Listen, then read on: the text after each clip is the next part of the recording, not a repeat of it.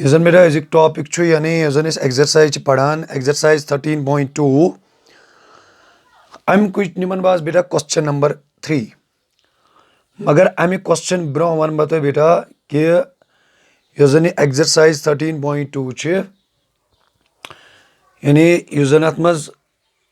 अमुक इंट्रोडक्शन सह बेटा अबाउट ए सिलेंडर हम बेटा मे तह सिलेंडरस मुतल कत कर्म कि सिलेंडर सिलेंडर माने क्या गो तो तुम मेन चीज याद थवन सह बेटा तुम थवन कि सिलेंडर कर्व्ड सरफेस एरिया यानी सिलेंडर बेटा कर्व्ड सरफेस एरिया मपा बे कत तो याद यानी बेटा अगर तुम मार्कर निवन हाँ बेटा यानी इन the shape of cylinder curved surface area माने गो बेटा यानी टॉप तो बॉटम यानी इत पे अगर तुम निवन यानी बेटा टॉप यानी अमुक टॉप तो बे बॉटम बेटा यह कर्व्ड सरफेस बचे अमुक area one curved surface area so curved surface area of cylinder कत बेटा बराबर 2 पाई आर एच आर माने बेटा रेडियस तो एच माने बेटा अमिच हाइट दोयम चीज बेटा सह total surface area total surface area of cylinder यह कत बराबर टोटल माने क्या गो कीप इन माइंड बता तो बेटा यह कत फिक्र ये टोटल सरफेस एरिया माने गो बेटा यानी गो बेटा यह कर्व्ड सरफेस अमुक एरिया बे गो बेटा एरिया ऑफ बेस तो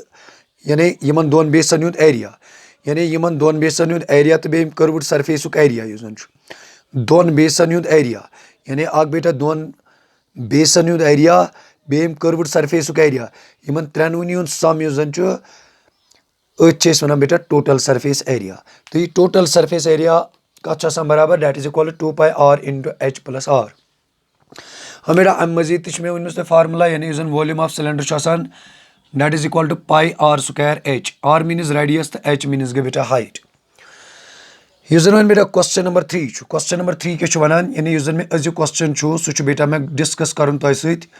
यानी क्वेश्चन नंबर 3 यानी अजु क्वेश्चन बेटा सह मे तह डिस्कस कर बेटा यानी क्वेश्चन नंबर 3 अजु क्वेश्चन बेटा सह मे डिस्कस कर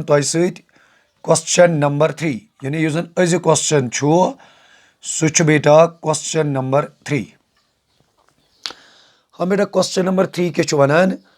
question number 3 one a metal pipe is 77 centimetre long यानी बेटा पाइप तुम वुचम यूजुअली यानी पन्न गरन मज बेटा इस्तेमाल करान यानी बेटा pipe metal pipe so 77 centimetre long keep in mind यानी यह सह पाइप बेटा हाँ बेटा अगर तो यह नीवन पाइप ऑफ पाइप नीवन मगर बेटा यह सॉलिड सो यह पाइप सह हॉलो हॉलो मीनस एक पे बेटा यानी तमिक इनर बेटा सह हेकान ईजिली वुचित अगर तो यह बेटा नीवन यानी अंदर क्या यह हॉलो यह पाइप सह इन द शेप ऑफ सिलेंडर मगर सह बेटा हॉलो सिलेंडर यह दपान यह पाइप यह 77 सेंटीमीटर लॉन्ग यानी यह नी मे बेटा पाइप मगर यह कच लॉन्ग यह 77 centimetre the inner diameter of a cross section is 4 centimetre तमिक माने क्या गो बेटा अगर तुम पाइप नीवन हम बेटा यम सात पाइप यानी अमुक इनर डायमीटर इनर तिकाज गो बेटा यह अमुक इनर वुचान यानी अत अंदर किन सिलेंडर यम सात बे ये रटन यानी ये आव तुम सिलेंडर हाँ यानी बेटा यह अमुक इनर डायमीटर यह इनर डायमीटर कूत यह 4 सेंटीमीटर कीप इन माइंड यानी it is given that inner diameter यानी अम पाइप हुंद यानी तुम दपो ये सर ऐ नी 2 सिलेंडर हाँ बेटा अगर तुम यह पाइप वो अत अंदर किन त्रो तो बेटा नजर तुम यानी अमकिस इनर साइडस मज ती तुम ब्या सिलेंडर तो यह inner diameter that is 4 centimetre and the outer diameter being 4.4 centimetre हाँ बेटा यह आउटर डायमीटर यानी यहाँ निमन बह सारी वो अगर तो बेटा यह वो एक पे योतान यानी आउटर डायमीटर कस बेटा सह 4.4 सेंटीमीटर यानी अख बेटा इनर डायमीटर बे आउटर डायमीटर मे क्या one question find it is यानी 3 पार्ट अत मज अख मे बेटा कड़न इनर कर्व्ड सरफेस एरिया बे कड़न आउटर कर्व्ड सरफेस एरिया बे कड़न टोटल सरफेस एरिया हाँ बेटा अगर तुम यह नीवन पाइप कप यानी ये सात तुम अत अंदरिम साइड नजर त्रो यानी अति तुम बेटा सिलेंडर मे क्या कड़न मे कड़न अमुक इनर कर्व्ड सरफेस एरिया। हाँ बेटा खोचन क्या सिंपली फार्मूला कर ये 2πr/h r माने गए बेटा रेडियस h माने गए हाइट। तो यह जन पाइप हाइट रोज चाहे इनर खतर चाहे आउटर खतर हाइट रोज बेटा अत सेम यानी हाइट रोज ये 77 सेंटीमीटर। यानी बेटा अतन क्या वन मे यह वन अतन यह जन लेंथ अम पाइप लेंथ गई बेटा अमे पाइप हाइट। गोडनेथी मे कड़न what we have to find inner curved surface area. क्वेश्चनस खोचन कह simple we have to find curved surface area that is equal to 2πr/h। बह वुच गोड मे ाड़न बेटा अख r तो बे बेटा h ाड़न। गोडनेथी अगर तुम बेटा नीव यह जन लेंथ ऑफ पाइप यानी बेटा यह जन लेंथ ऑफ पाइप यह जन बेटा लेंथ ऑफ पाइप सोई गई बेटा अमिच हाइट यानी सो मन बह h सो कच बेटा 77 सेंटीमीटर। हाँ बेटा बे और दित इनर डायामीटर ये इनर डायामीटर निमन बह बेटा स्मॉल d क्या अत करो डिफरेंस क्या ब्या डायामीटर दी तुम लिखियो तथ स्मॉल d नो बेटा तथ हेको कैपिटल d सो कूत बेटा डैट इज 4 सेंटीमीटर। हाँ बेटा एक्चुअली यह जन मे डायामीटर जरूरत कह मे रेडियस जरूरत क्या फार्मूला मज 2πr/h चूंकि यह मे वोनमुत तेल वन बह बेटा इनर रेडियस यानी यह जन अमिच इनर रेडियस सो गई बेटा स्मॉल r तथ बना स्मॉल r सह गो d/2 क्या जन डायामीटर सह हाफ ऑफ सॉरी यह जन रेडियस सह डायामीटर हाफ यानी सह गो 4/2 सह गो बेटा 2 सेंटीमीटर। तो हेक बेटा वह ईजिली कर यानी तेल कड़ बह बेटा यम सात बह अमुक गोडनुक पार्ट निमन यानी inner curved surface area formula क्या बेटा 2πr/h बस फार्मूला तो याद फार्मूला बस बाकी बेटा कहें 2 गो बेटा इथे पे पायस दिमो वैल्यू 22/7 यह जन r बेटा 2 तो यह जन हाइट दैट इज बेटा 77 मगर यह बेटा एरिया अत centimetre square keep in mind.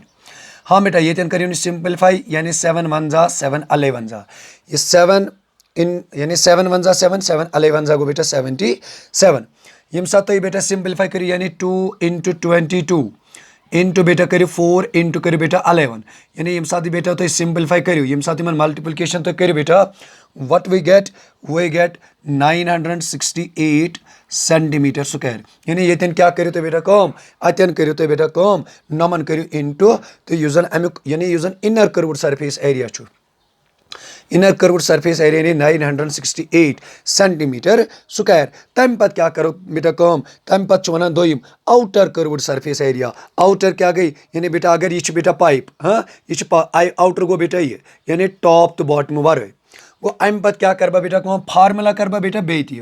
मगर मे गोड वुचन बह यानी मे r तो h मे हम बेटा h मे पाई मे वोन तुम यानी हाइट रोज सेम मगर यह जन इनर डायामीटर तो आउटर डायामीटर क्या यह यानी यह बेटा अलग अलग बह क्या कर कम गोडनेथी निमन बह बेटा outer diameter keep in mind outer diameter सह थवन मैं बेटा कैपिटल D सह कोत ओड़े बेटा 4.4 सेंटीमीटर चूंकि मे जरूरत डायामीटर कह मे क्या जरूरत आउटर रेडियस सो गए बेटा दिल आउटर रेडियस सह निमन बह बेटा कैपिटल R इक्वल्स टू गो कैपिटल D/2 सर क्या radius half of diameter so गो बेटा 4.4 अपॉन गो बेटा 2 सो कोत बन बेटा सह बन 2.2 सेंटीमीटर यानी बेटा यह जन आउटर डायामीटर यानी यह जन आउटर डायामीटर कस गई बेटा गेट सो गई 2.2 सेंटीमीटर। हाँ बेटा हाइट ते पाई यानी यह जन हाइट बेटा पाई सो कस 77 सेंटीमीटर तेल कड़ना बेटा आउटर यानी यम सात बह कड़ क्या आउटर कर्व्ड सरफेस एरिया खोचन बेटा कह सिर्फ यह फार्मूला 2πr/h अलबत् वनकन निमन बह r कैपिटल R क्या ये मे यानी कैपिटल न्यूम। हाँ बेटा बह पन पन वैल्यू यानी यम सात बह बेटा वैल्यू दिम वैल्यू यम सात तो बेटा दिव व्हाट वी गेट 2 गो बेटा इथे पे पायस दिमो वैल्यू 22/7 r बेटा 2.2 इंटू हाइट बेटा 77 मगर बे क्या बेटा सत बे सेंटीमीटर स्क्वायर यन बे कसर 7 वन जा 7 अले वन जा हाँ बेटा यम सात करू 2 इंटू 22 इंटू 2.2 इंटू करो बेटा 11 बे क्या सत सेंटीमीटर स्क्वायर यम सात बह बेटा अत इंटू कर यानी इंटू कर कूता गस में बेटा गेट अत यम सात इंटू अत कर बेटा यह आउटर कर्व्ड सरफेस को सही 1064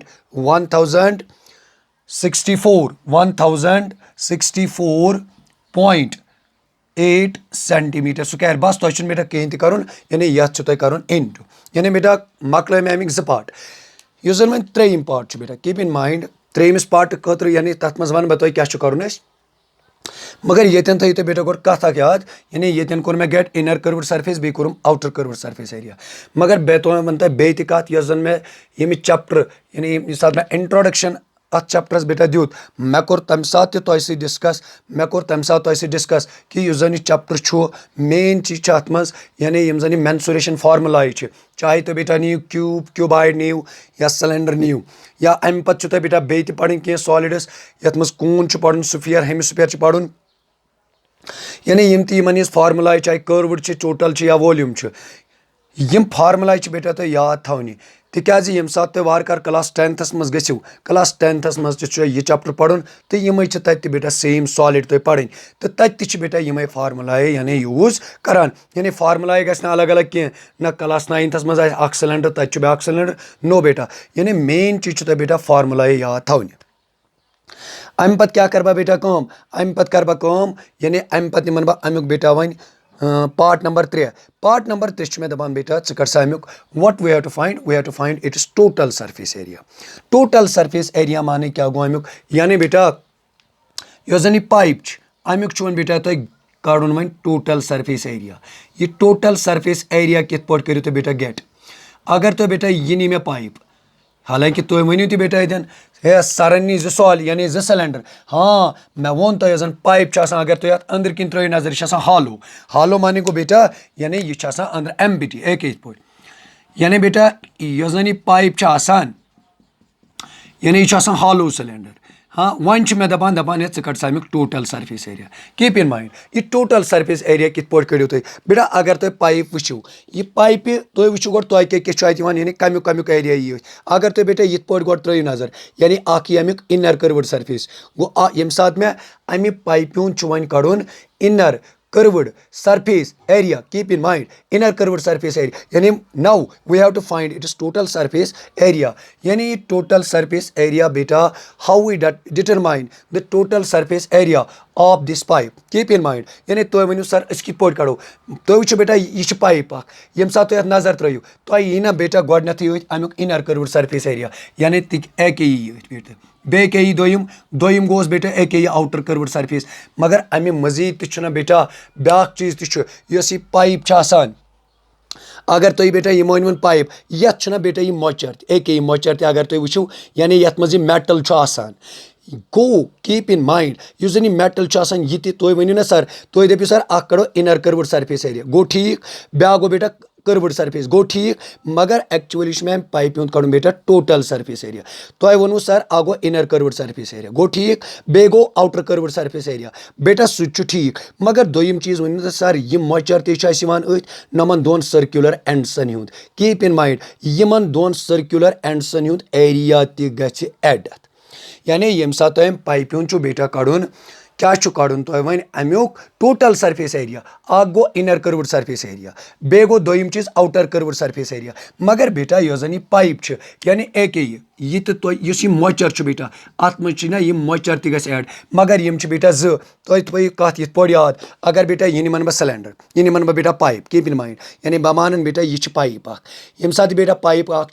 ये मन यह हालो छना यानी यम सात अमुक क्या कड़ो बेटा यानी यम सात अमुक कड़ो टोटल सरफेस एरिया यह टोटल सरफेस एरिया कित पट कड़ो तुम बेटा यानी बेटा गो गोडनथी यम सात यथ पट त्रो नजर यथ गो अमुक बेटा इनर कर्व्ड सरफेस एरिया गो ठीक बे गो बेटा आउटर कर्व्ड सरफेस मगर बे बेटा अत एक मॉइस्चर एक मॉइस्चर बेटा इस मॉइस्चर तुम दपो ना सर अस गो अमुक एरिया तड यस सर यमुक एरिया तड यस गो बे खस 2 सर्कुलर एंडसन हुंद एरिया मगर मसल कित पट करो यह एरिया यानी अम पे क्या कर बह अमि पत कर बम गोड बेटा बह कड़ यमन दोन सर्कुलर एंड्सन हुंद एरिया यानी यम जन यम ज सर्कुलर एंड्स छ यानी बे क्या कर बह बेटा कम बे कर बह कम अतन बह कड़ यमन दोन सर्कुलर क्या अत छ बेटा यह मोचर छ बेटा इस यह मोचर छ अमुक क्या तो यह ना बेटा यह अत मज मगर यम छ बेटा अकोई कह यम छ ज यमुक एरिया कित पॉट कड़ो तुम यानी यित पॉट आव तुम बेटा अगर यह बेटा अके यमुक एरिया कित पॉट कर बह कर बह कड़ गोड़ यह बेटा in the shape of circle छुना तुम मे वोनमुत सर्कल एरिया गो पाई आर स्क्वायर यानी बह वाल आउटर सर्कलस वाल बह इनर सर्कल एरिया यम सात बह आउटर सर्कलस तुल इनर सर्कल एरिया थोद तत बच ना बेटा अके यह सुई गो ना यानी मे तुम वन तौर फिक्र सुई बेटा यानी ये आउटरस तुल बह थोद अके इनर अके यह आउटर एरिया अत तुल बह थोद इनर एरिया तत बच ना बेटा यह मोचर यानी यमन दोन सर्कुलर एंड्सन हुंद बेटा एरिया यित पॉट क्या यित पॉट गि बेटा यह क्वेश्चन यानी यित पॉट गि बेटा यह क्वेश्चन कंप्लीट अमि पत क्या कर बह हसा कड़ यमन दोन सर्कुलर यानी यम जन एंड्स छ यमन हुंद कड़ बह बेटा गोड एरिया तो तम पत कड़ बह टोटल सरफेस एरिया यानी बह क्या लिख अमि पत बेटा अमि पत लिख बह यह जन यित पॉट सरफेस या यित पॉट लिखो बेटा एरिया या यित पॉट हेको लिख बेटा सरफेस एरिया यानी यह जन इन बेटा क्या यानी यह सरफेस एरिया या यित पॉट वन मे तुम यानी गोड करो तुम बेटा अतन क्वेश्चन करो तुम क्लियर यानी यित पॉट हेको लिखित एरिया ऑफ टू एंड्स ये वन बह तुम simple area of two circular बेतार बेती बेटा कत फिक्री area of two circular ends मे वो ना तुम तर बेटा बे कत फिक्री यानी यम जन जो सर्कुलर एंड्स यमन हुंद एरिया मे तुम वोनमुत इस जन यह सर्कल यानी यम जन बेस कॉन्ग्रुवेंट तो यम जन सर्कुलर एंड्स या यम जन base in the shape of cylinder मगर यह कत थवन बेटा याद यह अके ये आय यह आय क्या यह पाइप अथ मज बेटा मेटल अमुक मे एरिया कड़न बह कड़ आउटर सर्कल माइनस क्या इनर सर्कल मगर यह थी याद यह मे वोनमुत सर्कल एरिया कत बेटा बराबर पाई आर स्क्वायर क्या करो तेल बेटा कम सह गो ना बराबर यम कत बेटा यम गो बह कर 2 इंटू सो एरिया कित पॉट कड़ बह कीप इन माइंड यानी यमन दोन सर्कल एरिया कित पॉट कड़ बह गोड गो आउटर सर्कल एरिया यानी एरिया ऑफ आउटर सर्कल ये बेटा ये मगर तमिच रेडियस तुम बेटा नीम capital R outer radius minus बे बेटा पाई आर स्क्वायर यानी इनर एरिया सुई गो ना बेटा सह हेक ना बह इत पॉट लिखित 2 इंटू यह पाई दोनवनी जायन बह कड़ पाई कड़ मे कॉमन सह बन आर स्क्वायर माइनस क्या आर स्क्वायर पत क्या कर बह बेटा कम यह कर बह सिंपलीफाई यानी पाइस दुत मे बेटा वैल्यू तुम वनु यह पाई कत इस 2 कत आव सर क्या जो सर्कुलर एंड्स इंटू इस जन बेटा यह आर यानी इस जन कैपिटल आर यह कैपिटल आर कूत निमुत बेटा 2.2 बे बेटा स्क्वायर माइनस यह कूत बेटा यह 2 स्क्वायर क्या यह गई आउटर रेडियस यह गई बेटा इनर रेडियस हाँ बेटा अमि पत क्या कर बह कम यह हसा कर बह बेटा सिंपलीफाई यानी सिंपलीफाई कित पॉट कर बह बेटा यानी अमि पत क्या कर अमि पत सा कर बह बेटा क्या यानी अमि पत कर बह बेटा सिंपलीफाई कित पॉट कर तुम बेटा हाँ बेटा यह गो ना तेल 2 इंटू 2 यह बन 44 ये बन बेटा 7 2.2 इंटू 2.2 यानी यह कूत बन कीप इन माइंड यानी बेटा तुम क्या कम इस 2.2 इंटू 2.2 यानी यह कर बेटा 2 लट इंटू कुस इस 2.2 इंटू 2.2 बेटा यानी यह बेटा 2 लट कर इंटू कर बन यह बन बेटा 4.84 यानी यम सात तुम बेटा 2 लट कर क्या इंटू 2 लट इंटू कर बन 4.84 माइनस क्या बेटा माइनस यह बेटा 4 यानी माइनस क्या माइनस 4 क्या ये कोर मे इंटू 2 लट तो ये कोर मे बेटा इंटू 2 लट तम पत क्या करो बेटा कम अमि पत करो बेटा यह बे सिंपलीफाई यानी यम सात तुम बेटा वह सिंपलीफाई करो यह कूत बन यह बन 44 अपॉन बन बेटा 7 इंटू कूत बन इंटू बन 0.84 कीप इन माइंड यानी इंटू कर बन पत यह हसा बन 0.84 कूत बन 0.84 यानी बेटा यम सात तुम माइनस करो यह कूत बन यह हसा बन 0.84 हाँ बेटा पद यम सात तुम यत यानी क्या करो अम पत कम यम सात तुम बेटा सिंपलीफाई करो सिंपलीफाई कर कूता गस तुम गेट यानी यम सात तुम सिंपलीफाई करो यह सब बन 5.28 सेंटीमीटर स्क्वायर वन कोर मे बेटा क्वेश्चन यानी क्वेश्चन गो कंप्लीट कह बह हावान तुम गो actually we have to determine the total surface area of this pipe मगर मे कोर गो इनर ते आउटर ते बे कोर इन दोन सर्कुलर एंडसन हुंद वन क्या कर बह बेटा कम बह हसा हेक वन ईजिली यानी ईजिली हेक बह वन अमुक total surface area one determine कर यह टोटल सरफेस एरिया कित पोट कर वन बेटा बह डिटरमाइन कीप इन माइंड यानी एक्चुअली मे पाइप हुंद कड़न टोटल सरफेस एरिया मे तो अम ब्रोह तौर कत फिक्र यानी अगर यह पाइप इनर कर्व्ड सरफेस बे आउटर अगर तुम पाइप वो हे मे ये अमुक एरिया गो इनर कर्व्ड सरफेस हे बे बे गो अमुक आउटर कर्व्ड सरफेस एरिया बेना बेटा ये कि मॉइस्चर यानी यम जो सर्कुलर एंडस यमन हुंद एरिया ते कोर मे येतन तो बेटा डिस्कस कित पोट कर यानी डिटरमाइन यम एक्चुअली तव वनो मे येतन 2 हाँ बेटा अम पत क्या कर तेल कम अम पत निमन बह तेल युस जन ट्रेम पार्ट अमुक यानी टोटल सरफेस एरिया ये टोटल सरफेस एरिया कत आस तेल बराबर यानी बेटा युस जन टोटल सरफेस एरिया यह टोटल सरफेस एरिया युस जन यह कत आस बराबर गो बेटा यह बराबर इनर कर्व्ड सरफेस एरिया गो इनर कर्व्ड सरफेस एरिया बे क्या गो बेटा इनर कर्व्ड सरफेस एरिया बे क्या गो outer curved surface area outer curved surface area plus क्या गस बे बेटा प्लस क्या गस बे प्लस गस ना बे area of two circular ends area of two circular ये बेटा सर्कुलर एंड्स हाँ बेटा पन वैल्यू दियो तो ये सह कूता यी बेटा गोड़े अगर तुम वो इनर कर्व्ड सरफेस एरिया कूता गोट तो गेट सह गो ना 968 प्लस आउटर कर्व्ड सरफेस तो कोर में बेटा सह गो ना 1064.8 प्लस युस जन area of two circular ends बेटा सह कूता गो तो गेट सह गो 5.28 मगर बे केस बेटा सेंटीमीटर स्क्वायर हाँ बेटा अम पत क्या करो कम अम पत कर बह बेटा त्रेनवनी एड यम सात तुम बेटा त्रेनवनी एड करो त्रेनवनी एड कर कूता बन मे यह हसा बन 2038.08 सेंटीमीटर स्क्वायर यानी बेटा यह हसा अमुक टोटल सरफेस एरिया क्या 2038.08 सेंटीमीटर स्क्वायर ये पोट गो बेटा ये क्वेश्चन कंप्लीट।